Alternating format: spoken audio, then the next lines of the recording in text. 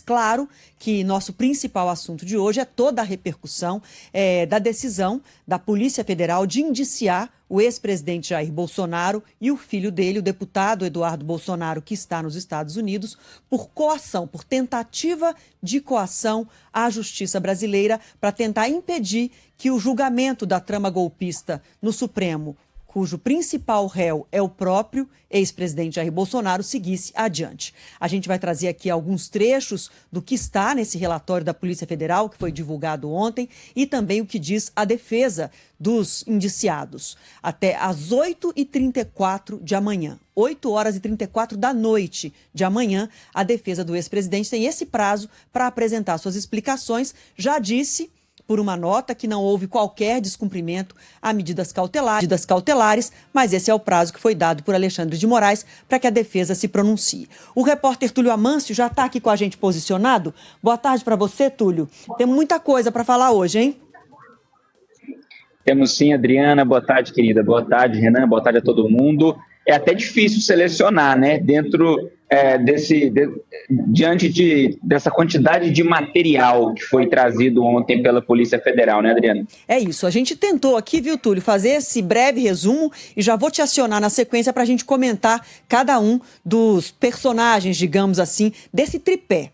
A Polícia Federal entendeu que é um tripé. 3 personagens que são o ex-presidente Jair Bolsonaro, o filho dele e o pastor Silas Malafaia, que juntos traçavam as estratégias, a narrativa, como seria conduzida toda a tentativa de conseguir sanções contra o Brasil e contra a Suprema Corte, contra ministros do STF, para impedir que Jair Bolsonaro fosse julgado pela trama golpista. Vamos começar, Renan, falando separando aí um trecho, destacando um trecho referente ao Bolsonaro. Pois é, a PF indiciou, né, o ex-presidente, ele vai responder dentro desse prazo, ele é réu nesse processo. A Polícia Federal se baseou nas mensagens de áudio que estavam no telefone dele. Algumas conversas tinham sido apagadas, mas conseguiram ser recuperadas, foram recuperadas pelos agentes. Para os investigadores, Jair Bolsonaro descumpriu essas medidas cautelares. A Polícia Federal diz ainda que Bolsonaro guardava no aparelho um pedido de asilo político direcionado ao presidente da Argentina, Javier Milei. De acordo com a PF, o político também pediu orientações a um dos advogados do grupo Trump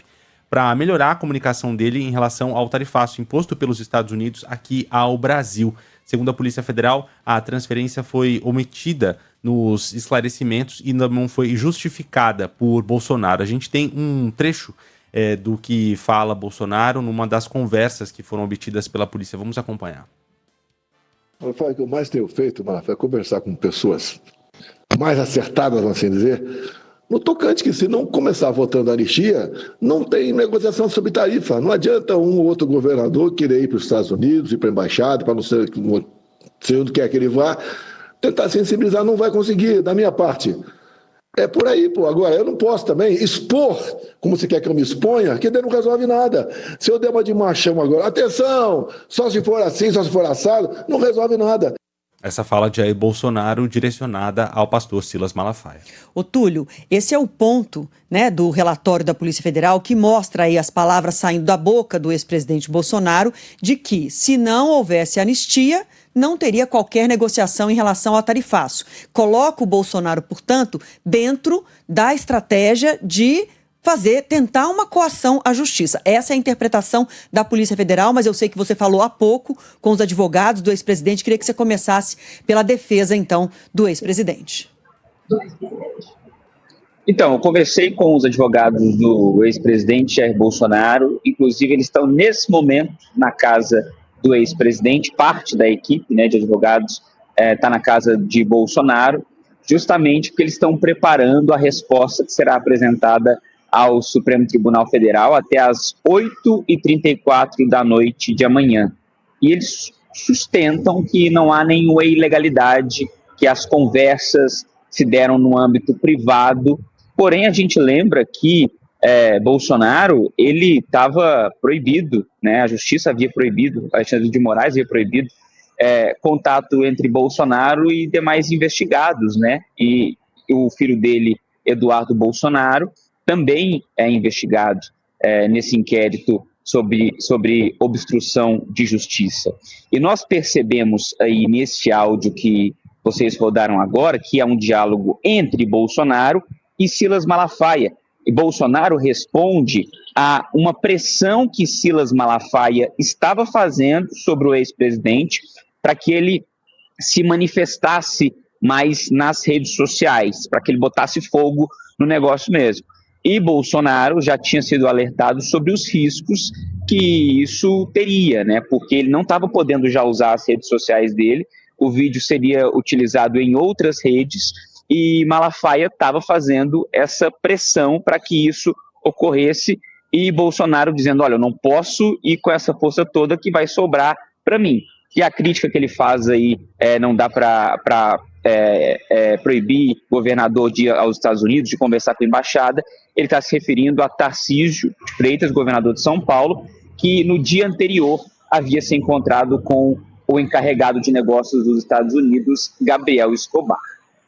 É importante lembrar também, Túlio, que a razão da prisão domiciliar do ex-presidente Bolsonaro, da decretação dessa prisão domiciliar, foi justamente a exibição de uma participação muito curta dele numa manifestação, num protesto, pelas redes sociais dos filhos. E agora o relatório da Polícia Federal mostra que tem vídeos, tem posts que o ex-presidente chegou a compartilhar mais de 350, 360 vezes nas datas, nos dias anteriores ali da prisão domiciliar. Então mostra uma atuação constante, muito ativa do ex-presidente nas redes sociais, contrariando, na visão da Polícia Federal, o que estava determinado que ele não poderia fazer.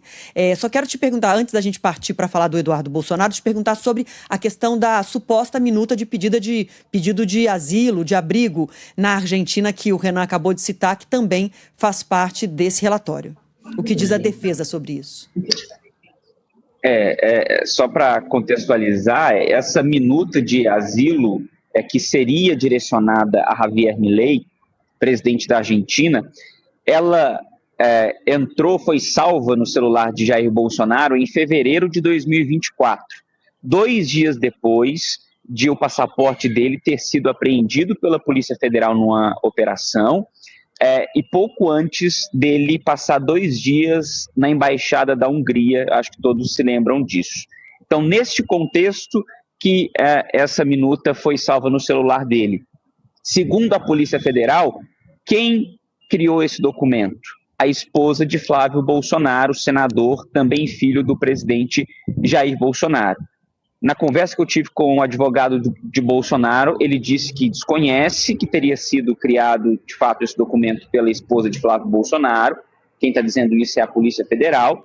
E a defesa de Bolsonaro diz ainda que, de fato, existe esse documento, mas é mais um que Bolsonaro recebia dos tantos que ele recebe, de tantas suposições e propostas do que ele pode fazer. A Embaixada da Argentina aqui no Brasil diz que não recebeu nenhum pedido de asilo, e a Casa Rosada, a sede do Executivo lá na Argentina, também diz que não recebeu nenhum pedido de asilo. Então, pelo menos por enquanto, tudo indica que ficou no celular ali para ser usado, mas de fato esse documento não chegou a ser utilizado, Renan e Adriana.